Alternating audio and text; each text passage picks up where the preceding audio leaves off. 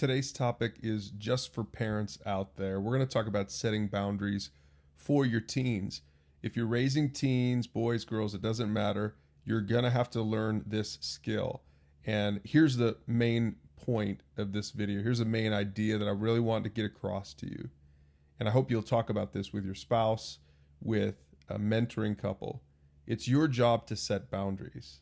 Parents, I know it's tempting to want to be your kid's best friend, but it's your job, it's your responsibility to set boundaries for your teens.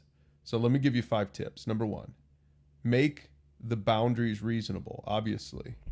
Whether it's with dating, with the friends that they're hanging out with the activities you allow them to do, with their curfew, you name it, whatever it is, make sure you get on the same page with your spouse and make sure that your boundaries are reasonable. Number 2, make your boundaries clear. Now, this can be hard to do if you're emotional as a parent, if you're angry, if you're coming at your teen with discipline in mind. It's not clear in your mind what the boundary is. It's not clear to them when you communicate. This also can be hard for parents who have a hard time being heavy-handed. Sometimes it just doesn't come across clear, the boundaries you're trying to set for them. So be clear. And then number 3, identify the consequences when they cross that boundary. Parents, if you're only setting boundaries and never identifying consequences, then it's hard for your teens to be motivated, number 1, to respect the boundary. But number 2, it's hard for you to discipline your kids if you weren't clear about the consequences at the outset. So be sure to clarify the boundaries and the consequences. And number 4, and this one's really important, focus on the yes inside. What I mean by that is, boundaries are no's. A boundary is when you're telling your kid, no, you can't go past this. And so if your parenting is all focused on boundaries, then what they're hearing from you is just the no all of the time. So focus on the yes inside the boundary.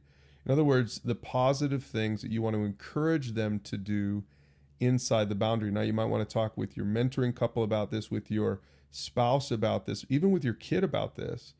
But don't focus on the negative all the time. Make sure that you're also focusing on the positive stuff that you want to encourage them to do on the inside. And then number 5, and this is really the point to all boundaries, teach your kids ownership. One of the things that my wife and I have done when we establish boundaries for our teens is we've said, listen, this is our job to set boundaries for you as parents, but soon enough, you'll have to take ownership of setting boundaries for yourself. And so we try to be reasonable. We try to set clear boundaries and show them consequences. But the whole point isn't to be mean. The point isn't to be jerks, and our kids know that. We want to do our job well so that someday when we're not there to do that job, in other words, when they grow up and they're out of the house, then they will have learned how to set their own boundaries, and they will learn how to live within those boundaries of their own free will.